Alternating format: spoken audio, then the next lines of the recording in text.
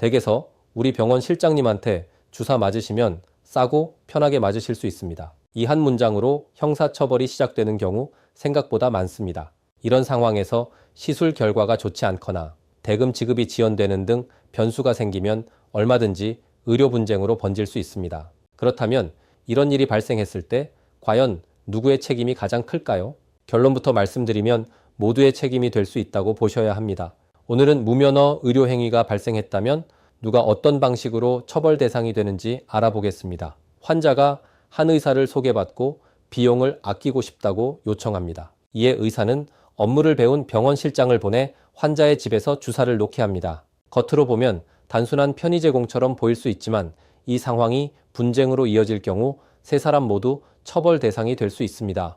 먼저 무면허로 주사를 놓은 실장입니다. 의료법 제27조는 의료행위를 의사 등 면허를 가진 사람에게만 허용하고 있으며 이를 위반할 경우 동법 제87조에 따라 5년 이하의 징역 또는 5천만 원 이하의 벌금형이 선고될 수 있습니다. 주사 한 번이라도 예외는 없습니다. 다음은 의사입니다. 직접 시술하지 않았다고 해서 책임을 피할 수 없습니다. 무면허 의료행위를 지시하거나 이를 알고도 용인한 경우 공동정범 또는 교사범으로 처벌될 수 있고 의료법 위반 책임 역시 함께 부담하게 됩니다. 나아가 의료기관 운영자라면 업무정지 등 행정처분까지 이어질 수 있습니다. 마지막으로 환자입니다. 많은 분들이 저는 불법 시술을 받은 피해자 아닌가요?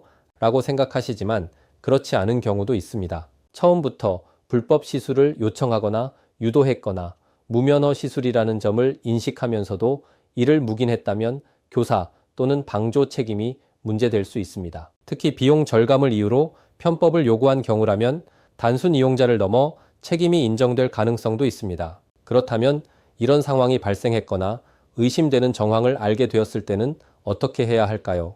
우선 무면허로 시술을 한 사람은 즉시 행위를 중단하고 어떤 지시와 과정이 있었는지 사실관계를 정리해야 합니다.